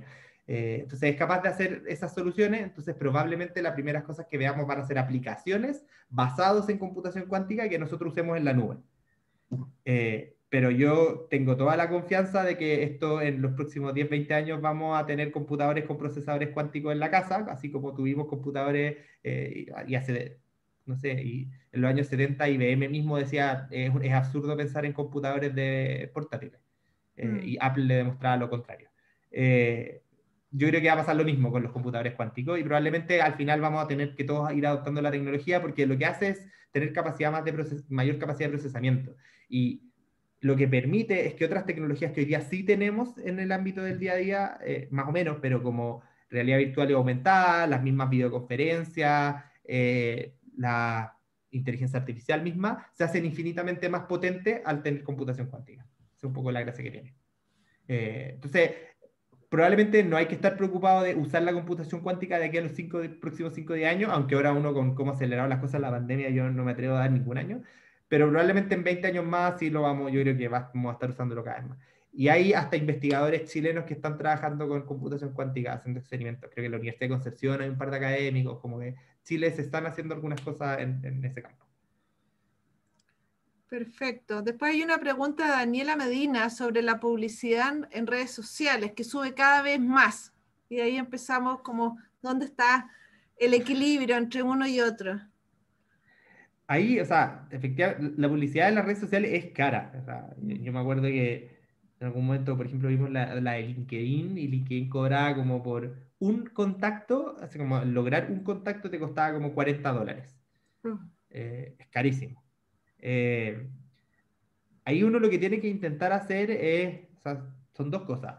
No hay publicidad posible que ayude al negocio si la propuesta de valor, y esto voy a repetir lo mismo muchas veces, no es buena. Como si yo tengo un afiche horrible lleno de texto, probablemente, aunque yo le ponga toda la plata en Instagram, nadie lo va a leer. O sea, todos lo van a pasar rápido. Entonces, más que la publicidad misma, uno necesita generar buenos contenidos en redes sociales y que se adaptan a la realidad de la red social. Uno tiene la tentación de hacer lo mismo para todas, pero son distintas. Cada una tiene su propia personalidad. si uno logra generar buen contenido, eso es la base. Y eso va a generar mucho más engagement que pagarlo. Y si el contenido es bueno y yo lo pago y lo expando, mejor todavía, porque probablemente la gente llegue a él, le ponga like, interactúe con él, lo comparte, etc. Pero tiene muchísimo más impacto lograr que gente te comparte el contenido, tener embajadores. O sea, la mejor publicidad te la da cuando alguien gratis, porque le encantó la afiche que pusiste, te lo comparte. Y en eso puede muchas veces tener mucho más impacto estas concursos, por ejemplo, como sígueme, compárteme y te regalo algo. Eso te permite hacer crecer la red social mucho más probablemente que pagarle la publicidad al principio, si uno está regalando algo interesante. Pero ese tipo de acciones a veces son mejores. No sé, por ejemplo, mi mamá es psicóloga y hace poco estaba haciendo crecer su Instagram, y lo que hemos visto es que donde más crece es, por ejemplo, cuando hace live y cuando habla de algo, después de eso le llueven seguidores. Y es una de las cosas que más genera. Pero hay ciertos contenidos que tienen más engagement que otros, y ahí hay que ir prueba y error. La gracia de esto es que si uno sube algo que no funciona, uno lo va a ver al tiro, porque no va a tener likes o no lo van a compartir. Y lo otro es que hay ciertas cosas que sí se pueden estudiar bien. ¿A qué horas publicar? Y esto es analizar al público y analizar la red social. O sea, la gente mira a distintas horas Instagram que LinkedIn. O sea, la hora a la que uno lo revisa son distintas. Los días en los que uno lo revisa son distintos. Y todo eso está estudiado. Como si uno lo busca en Google, uno va a tener cuáles son las ventanas horarias, etc. Y muchas veces el precio de la red social va a depender de eso también. Entonces, obviamente las pujas, porque como les dije, esto es una subasta. O sea, yo lo que le digo, por ejemplo, a LinkedIn es yo quiero llegar a este público a esta hora, y lo máximo que quiero que gastes por impresión es $3.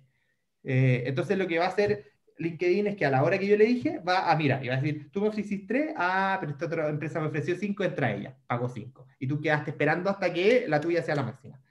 Si uno quiere mucho entrar en una hora, va a tener que pagar mucha plata, va a tener que dar una puja muy alta, porque es una subasta. Entonces la red social va a maximizar el precio.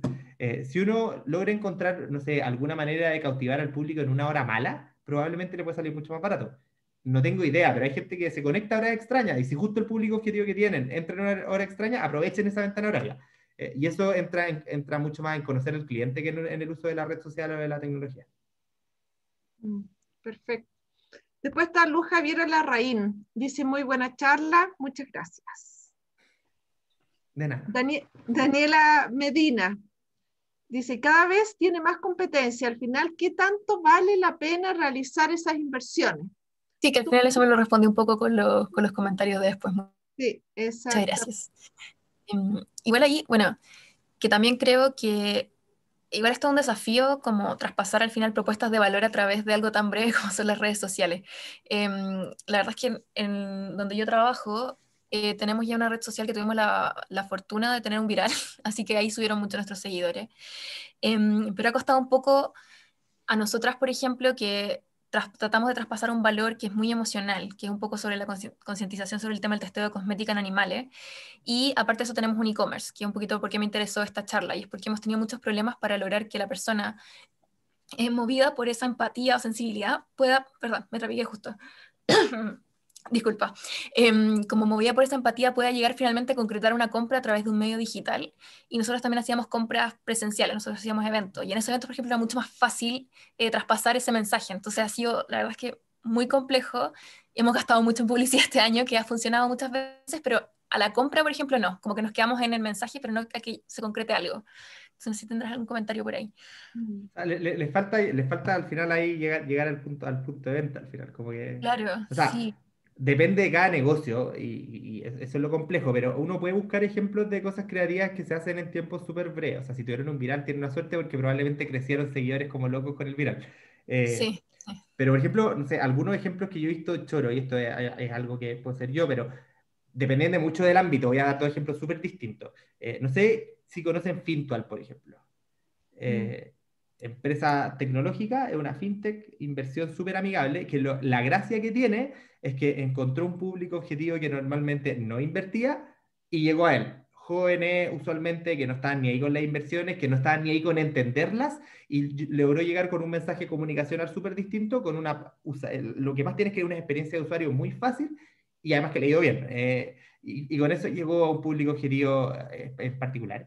Y las cosas que hacen en comunicaciones son súper interesantes. Usar un montón de memes, por ejemplo, dado que su público es joven, tienen un medio que se llama el Fintualisten, que hablan tonteras, pero que son tonteras relacionadas con finanzas y enseñan en forma súper amable un tema que es súper árido. Y en general, y les ha ido súper bien en lo que es comunicación, en general los ponen como ejemplo. Y otro ejemplo totalmente... Y también tuvieron, perdona, una campaña haciendo como una parodia de lo que eran los 10R Replay. Fue fantástica. Vi en todos lados, realmente, bueno, muy creativa. Tienen, yo encontré que tienen una comunicación fenomenal, como hacen cosas súper creativas. Búsquenlo en Instagram en particular y busquen el Fintualist, a Fintual, y van a ver ejemplos súper choros. Y la otra, busquen esta me la mostraron hace poco, busquen en Instagram Menaje Casa Hogar, para que vean que es algo totalmente distinto. Que es tienen una tienda en Franklin que venden menaje y tienen 50.000 seguidores. 46.700 seguidores. Porque le dieron la pata al gato con cómo, por ejemplo, hacer videos tipo TikTok, los reels, bailes, ese tipo de cosas, para vender una cuchara. Y tienen cosas, o sea, tienen un montón de contenido hoy día, pero uno se puede entretener harto mirando. Pero es como convertir un negocio súper tradicional, o sea, como menaje. No es como Fintual, Fintual es una empresa tecnológica, ¿no? Acá, menaje, o sea, como vender una cuchara. Y han hecho contenido, tienen videos cortitos, de repente simulan como videos de matinal, etc. Y les ha ido súper bien. Y han logrado pasar. Yo los conocí hace poco, no tengo idea cómo partieron ni cómo fue el proceso inicial. Yo ya los conocí, me los mostraron hace poco. Pero de hecho, uno de los ejemplos que cuando yo llegué de vuelta al Ministerio de Economía me dieron como, mira, que lo ha hecho bien y fue durante la pandemia. Estoy de acuerdo ahí, Daniela. No tengo idea cómo les ha ido en las ventas con la estrategia. Ahí habría que hablar con ellos para saberlo.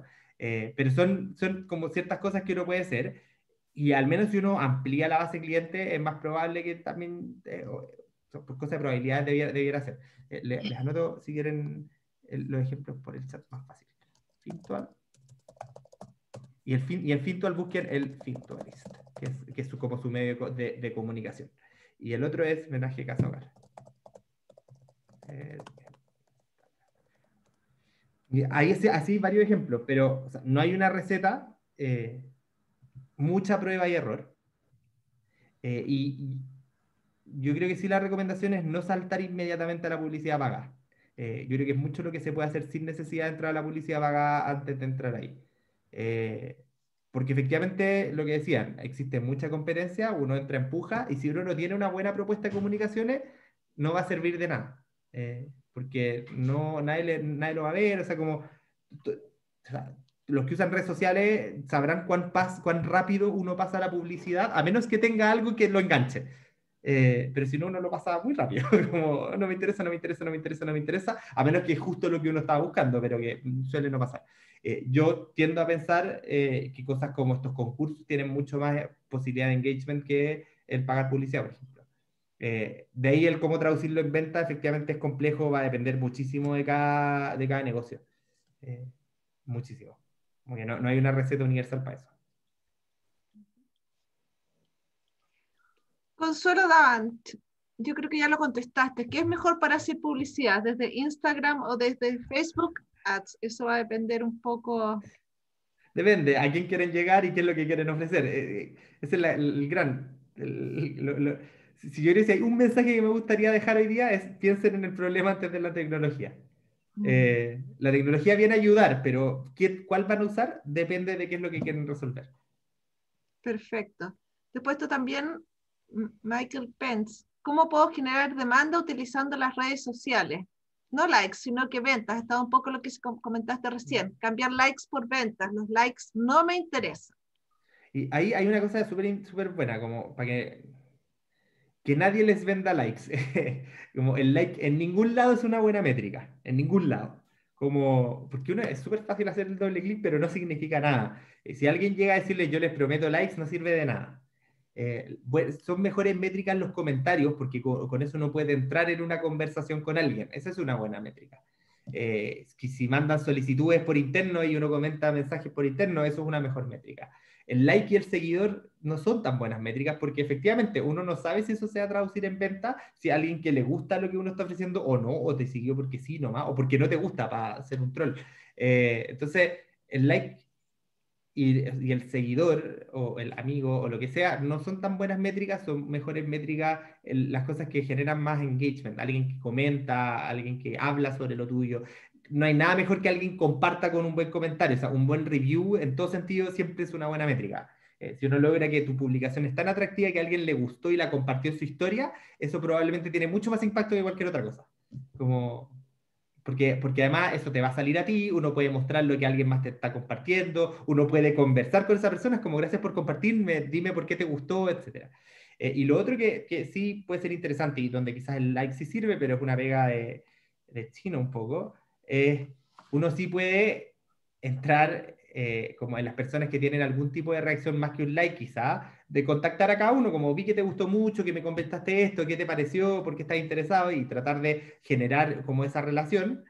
Algunos quizás ni contesten, pero ahí uno sí quizás puede acercarlos más a la venta o algo así. Ese es un buen tip, contactar a los likes. En el fondo como personalizar, ¿no? Sí. Después Daniela Medina comenta, estaría interesante ver la variación en sus ventas luego de esa estrategia. La Monse Hawkins pregunta cuál fue el primer ejemplo. Ahí lo escribió José Fintual y Menaje Casa Hogar en Instagram. Y en Fintual hay que buscar Fintualist. Son los dos, o sea, en Instagram están como Fintual, pero el Fintualist como página web también es choro lo que están haciendo. Daniela Medina nuevamente da las gracias. Cata Atria, muchas gracias José y a los organizadores. Buenas noches a todos. Rodrigo Marsal, me sumo a las felicitaciones y agradecimientos. Muy buena charla. Martín Honorato, muchas gracias. Súper interesante la charla. Daniela, de nuevo. Disculpa, ¿se tiene cómo saber los cambios en el algoritmo de Instagram y las demás redes sociales de antemano? Por ejemplo, antes las lluvias de likes servían y ahora invisibilizan. ¿Algún sitio que dé esas noticias?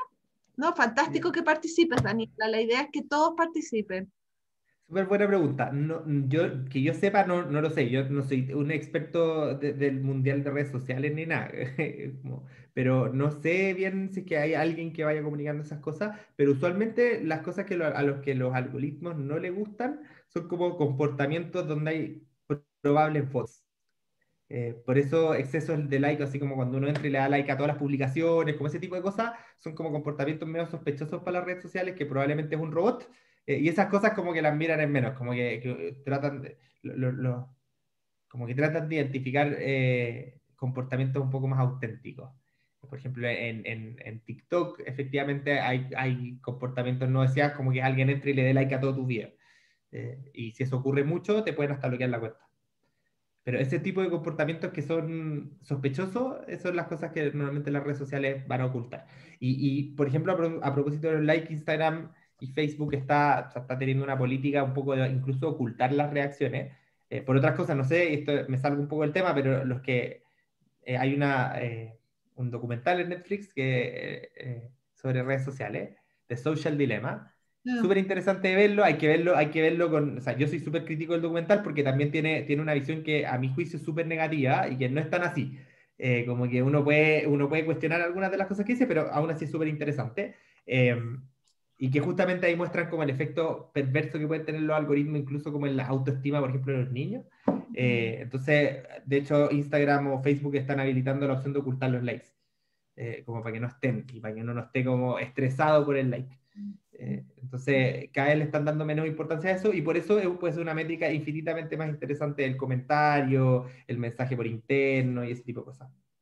Es cierto lo que te dice, en general se tiende a valorar mucho los likes, mucho. Sobrevalorar. Y no son la mejor métrica. Sí, sí, mira. ¿Más preguntas a los que están conectados?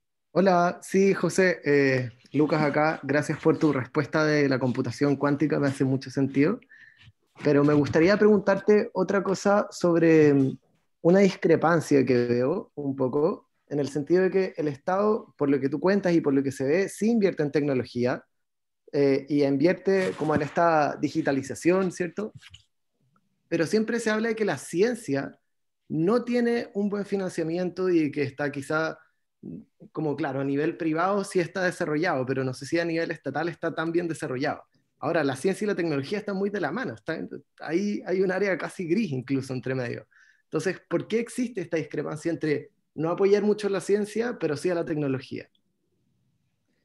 Ya, nada es tan así. Acá me puedo meter en un tema bien profundo porque mi interés académico es justo como la política científica y tecnológica. Entonces he investigado bastante sobre esto. O sea, efectivamente en Chile existe una baja inversión en ciencia y tecnología en general, y es cuando típico que se habla del 0,37% del PIB, que está constante y que la inversión no crece y todo. Pero en gran parte la falta de inversión es porque los privados no invierten, no necesariamente porque el Estado no invierte. De hecho, el porcentaje de inversión privada es súper bajo para los estándares OCDE. Entonces, como que es más ahí donde está el problema, pero en general tenemos una baja inversión. No es necesariamente porque no se le dé prioridad, y en eso la institución científica ha ido cambiando. O sea, precisamente el crear un Ministerio de Ciencia y Tecnología apunta justamente como a tratar de dar un golpe de timón en esa dirección de darle más apoyo a la ciencia y la tecnología en conjunto, a la transferencia tecnológica, y en particular, por ejemplo, el cambiar el CONICIT que existía por la ANIT, que es la Agencia Nacional de Investigación y Desarrollo, hoy día reformuló completamente la agencia. O sea, la agencia hoy día es otra cosa. Y eso va a permitir generar muchos mejores instrumentos, mejor focalizados, etc. Y ahí existen varios problemas. Voy a ir como a algunos más prácticos primero y después quizá una reflexión un poco más filosófica. Que lo más práctico es hoy día la relación industria-universidad, que es donde en general se debiera dar la transferencia tecnológica y la conexión entre la ciencia y la tecnología, no es lo mejor en Chile. O sea, esa transferencia no existe tanto. Y esto es culpa de ambos. Y en general, si uno habla con la universidad, dice que las empresas no me entienden porque son exitistas ni solo el corto plazo y no entienden que la investigación toma tiempo y bla, bla, bla. Y si uno habla con las empresas, dice que la universidad están puro pensando cuestiones lateras, se quieren demorar 5 años, yo necesito tener éxito en 6 meses y bla, bla, bla. Y así no conversan. Y ese es un problema. Y de a poquito se está trabajando en ciertos instrumentos para intentar arreglar eso. Como por ejemplo, incentivar los doctorados en la industria, y que son doctorados que no son el típico doctor que va a estar 4 o 5 años investigando en la universidad, etcétera, sino que un doctor que ojalá entre desde el principio de su doctorado en la industria, tenga metas más de corto plazo, no lo midan solo por paper, sino que también por patente u otras cosas. Entonces se hace una conexión un poco más estrecha. Y lo segundo, que es súper importante ahí, es que hoy día faltan muchísimo lo que son como profesionales de la interfaz, que son capaces de entender ambos mundos y muchas veces de entender la tecnología y de entender el negocio. Y esto es porque no solo los emprendedores caen como en la idea como, oh, necesito redes sociales, necesito tecnología, todos caen en eso. Las mineras grandes, todo. Y ahí el único que es capaz de hacer como la traducción de aquí está tu problema, porque muchas veces la empresa no ve el problema que puede solucionar con la tecnología, y acá está la tecnología que hace match. Son personas que existen pocas. O sea, no hay muchos expertos en ambos mundos y que sean capaces de identificar problemas y conectar con tecnología, cada vez más. Pero porque al final es una disciplina que es una mezcla entre la ingeniería, las ciencias sociales, y que es capaz de hacer los procesos de transformación. Y ese es un déficit que tenemos no solo nosotros, como un déficit a nivel mundial, como que es un problema que todos tenemos. Eso por un lado. Pero sí, yo creo que como quizá un poco más filosófico, también yo creo que hay un error en pensar la política científica tecnológica siempre como desde una mirada del déficit. Y esto es como, es que nos falta inversión, una mirada como autoflagelante del 0,37%, etc. Y hoy día, porque eso al final condiciona la manera en que se hace política pública a qué es lo que yo quiero lograr, cómo tapo ese hoyo, más que pensar en un modelo de desarrollo que sea un poco distinto. Y hay un poco, y que esto es una literatura como a nivel académico súper reciente, yo he estado investigando sobre eso, de cómo podemos darle la vuelta un poco a un pensamiento más efectual, que es un pensamiento que usan mucho los emprendedores, de cómo usamos lo que nosotros tenemos en el país para generar un modelo de desarrollo que le ponga más importancia a la ciencia, y que a la larga se traduzca quizás en más inversión, pero que en el fondo es cómo usamos lo que tenemos. Y un ejemplo donde se ha hecho eso harto en Chile, y que es lo que me tocó investigar a mí, que son los laboratorios naturales, es por ejemplo el desierto de Atacama. Y el desierto de Atacama tiene dos particularidades súper importantes en Chile. Uno es que hace que la capacidad astronómica del mundo está toda instalada en Chile. O sea, nosotros tenemos el 70% de la capacidad de observación astronómica en el desierto.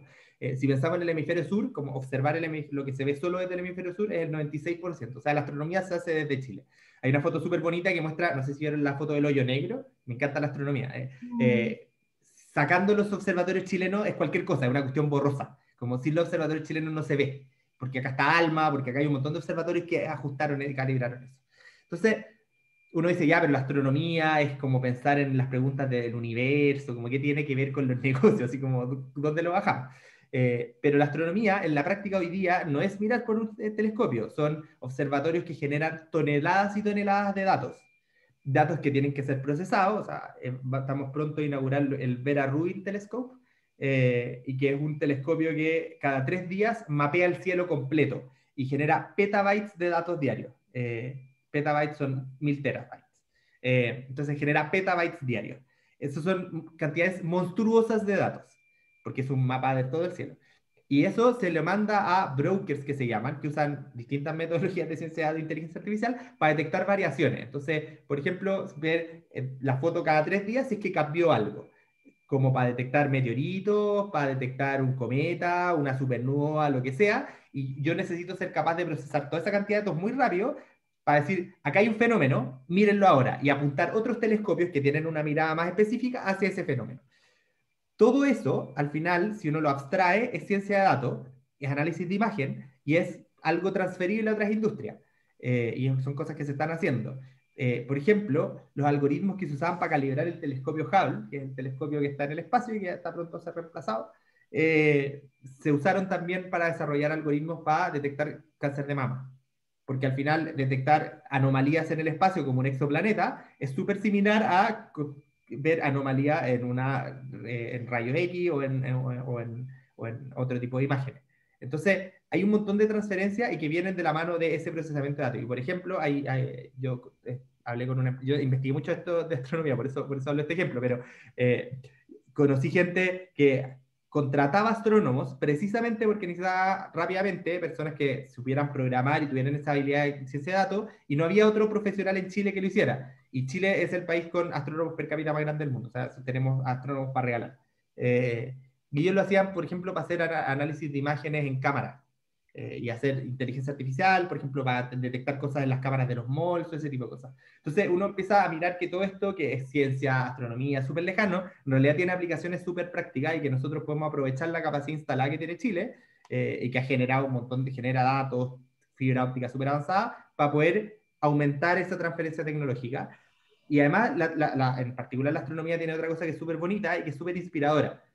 Porque al final a todos nos gusta ver las estrellas, las imágenes son lindas, el universo es inspirador, y también ha habido un efecto súper grande, y es cosa de ver el eclipse, o es cosa de ver la cantidad de libros que sale de José Massa, de Mario Bamuy, que todos andan ahí leyendo los mismos libros, incluyéndome, y que al final eso da como una sensación de, la ciencia es importante, la tecnología es importante, y todo eso va cambiando las instituciones, y puede generar más inversión, puede generar más transferencia tecnológica, y al final el desafío es juntarlo, y esas son cosas que se están haciendo, pero requieren un poco este cambio de lógica, dejar de pensar, es que nos falta inversión, más bien pensemos en cómo aprovechamos lo que tenemos. Y eso puede ser súper interesante. Esa es la parte más filosófica de la respuesta. Entiendo, muchas gracias, José. Angélica Martínez dice, la velocidad de las redes sociales con la velocidad de la toma de decisiones no es igual. ¿Cómo considerar o estudiar este ritmo para entender un poco cómo mejorar ventas o darse a conocer? O sea, hay que adaptarse, y por eso voy a volver, perdón por ser disco rayado, pero depende del negocio y tienen que conocer muy bien su negocio.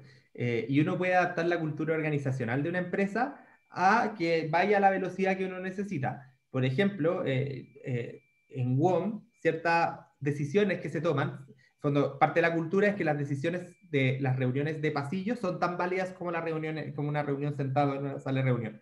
Y esto es porque es una empresa, o sea, los que conocen WOM, su publicidad al menos, tiene que reaccionar rapidísimo, porque si no están con justo el chascarro que se mandó a alguien y a la media hora no tiene una publicidad, ya no salió, ya alguien se las ganó. Entonces tienen que reaccionar tan rápido que tienen como cultura que si yo me encuentro con el creativo en el pasillo, nos conversamos, decimos, ¿sabes qué hay que hacer esto? No sé qué, eso es tan válido como una reunión, queda en acta y se hace.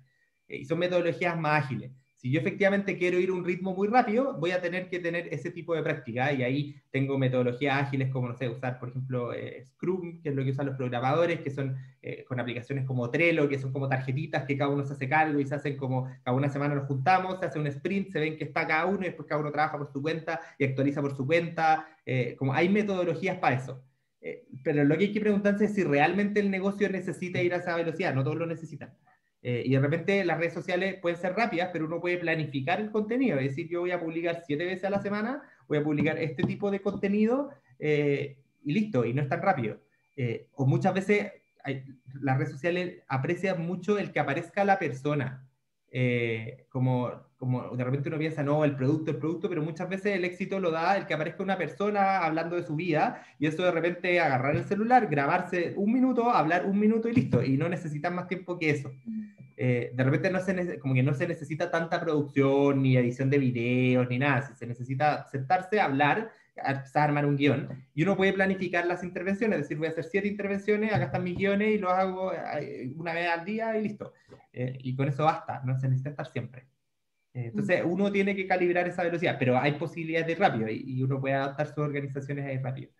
Y respondiendo al tiro a Carlos sobre los fondos, existen, van saliendo en distintas instancias, ahí hay que principalmente revisar la oferta de Corfo y Cercotec, que son en general los que generan fondos. De hecho, Cercotec genera varias cosas que son como kits digitales, pero fuera además de esos fondos, la gracia, y ahí los invito también a mirar la página del Digitaliza tu Pyme, hay un montón de recursos gratis. La mayoría de las capacitaciones son gratis, estamos haciendo eventos, por ejemplo, ahora estamos tratando de levantar una serie que si resultan, pero o sea, probablemente resulten, queríamos hacer capacitaciones, por ejemplo, para montar bien Google Mi Negocio. Entonces, todos los que quieran tener bien su negocio armado en Google, que aparezca en el lugar, que tengan buenas fotos, vamos a hacer capacitaciones de eso, y eso todo lo estamos anunciando en la página del Digitaliza. Y de hecho, en la página del Digitaliza tiene una parte de agenda, donde mes a mes publicamos todas las ofertas de cosas que hay en Cercotec, en Corfo, en nosotros mismos como ministerio. Entonces, si uno busca algo, oferta hay. Nuestro desafío ahora es ordenar más la oferta, y estamos trabajando en eso, pero oferta hay. Perfecto. Y Asana también es súper, también la conozco, es parecida a Trello y es también súper buena. Yo soy más fan de Trello, pero porque me acostumbro a usarlo. ¿Preguntas? ¿Más preguntas? Bueno, hay agradecimientos de varias personas. Martín Honorato, Mario Tomás, Paula Tapia, Daniela Medina, Cecilia Araya. Bueno, y de la OGA, obviamente, de la Asociación de Old Georgians. Agradecemos tu tiempo, ya son las 8:05. Has tenido una paciencia enorme para contestar todas nuestras preguntas, has sido claro, yo creo que nos ha aclarado varios conceptos, partiendo por los likes, que es como la obsesión de los jóvenes. Y bueno, José, Angélica Martínez también agradece, Carola López, están saliendo ahí un montón de agradecimientos. Como Asociación de Old Georgians te damos las gracias, porque la verdad que todas estas instancias son herramientas para poder apoyar a todos los emprendedores. Todos tenemos muchas preguntas y muchas gracias por responderlas. No, gracias por la invitación. Yo feliz de conversar con ustedes. Yo no soy exalumno, pero mi papá es exalumno del señor. Así que, mira. Cuando vio que iba a venir me dijo, mira dónde está yendo. ¿Y de qué generación es tu papá? A ver, tendría que hacer el cálculo. Tiene 50 y algo. Sí, de los 80, de los principios de los 80, sí, debe ser. Claro. Sí, más o menos. Mira, qué bien, qué bueno. 80. ¿Es compañero tuyo? 38 debe ser. No. Pero sí, creo que de mi hermana, una compañera, una tía de mi hermana, no sé, por ahí. ¿O es Cristóbal Guridio, no? Es Cristóbal Guridio, ¿no? No, José Antonio Guri también se llama. Ah, ya, porque Cristóbal es del 82. Igual que yo. Sí, si no me equivoco, a ver. Debería ser como el 87, algo así.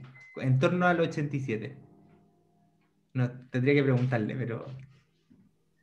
Sí, 88, por ahí. Puede ser 88. Sí, 4 años más adelante que yo. Sí. Sí. Así que eso, pues y feliz ahí. Bueno, estaba mi mail en la charla, les puedo mandar el Power también si quieren. Son más imágenes que nada, pero hay un par de links. Y también ahí está mi mail, si quieren contactarme, feliz. Si se los puedo dejar igual en el chat al tiro. Déjenme un segundo. Ahí también si me quieren buscar en LinkedIn, no lo contesto tanto, pero lo contesto igual, así que cualquier cosa, full disponible. Y si ahí tienen preguntas o todo, full disponible. Gracias. Y ánimo con estos procesos son Sí, complejos, pero dan sus frutos. Sí. Gracias, José. Y recordar que, Pati, seguramente lo vas a decir sí. tú. Ya, ok. Sí, la charla que viene el próximo jueves, que es 24, que es la evolución de las pymes y oportunidades en tiempos de crisis, de la Carolina López, All Georgian del 88. Es importante, ya tenemos varias, o sea, la gente que se ha inscrito, nosotros les volvemos a mandar los links en la semana siguiente. Se va a anunciar, en general mandamos un mail los lunes y yo lo mando a los líderes de generación, el flyer, así que si les llegan a ustedes, que lo promuevan en sus generaciones. De repente nos llegan generaciones que dicen, en mi generación nadie me dijo nada. Entonces es bueno que ustedes aprovechen de informarlo, porque la verdad que han sido de gran interés estas charlas, entonces que nadie se quede sin asistir porque no le llegó la información. Patricia. ¿Sí? Sí, esa mencionaste que es el jueves 24, ¿cierto? Sí, sí. ¿A qué hora? Todas son a las 6:30. Ah, ya, ok, porque solo te quería agregar el dato de que ese jueves 24 a las 8 hay un partido de la selección de Chile que probablemente mucha gente lo vaya a ver, entonces sí. Si se topan esos dos horarios, pues, pero pensé que eran a la misma hora. No, pero ya a las 8 ya va a estar terminado ya. Sí. Claro. No, era porque si se topaba en horario, quizás, ahí podía haber a lo mejor deserciones.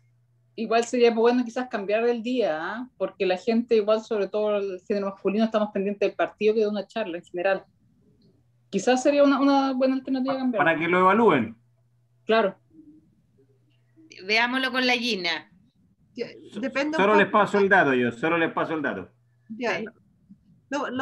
Mira, yo veo complejo cambiar las agendas porque en realidad hay gente que comprometió horarios y fechas. Podemos hablarlo con la expositora, pero como dice Patti, esta charla empieza a las 6:30, entonces alcanzan a llegar a sus casas a tomarse un cafecito, yo creo, y tenemos la charla y a las 8 van a estar libres para el partido, pero lo veo difícil, hay que conversar con la expositora. Recordar también que esta charla de hoy día de José, que estuvo súper interesante, queda grabada y la suben a la web, ¿ya? En la pestaña donde dice noticias, ahí están, ¿no?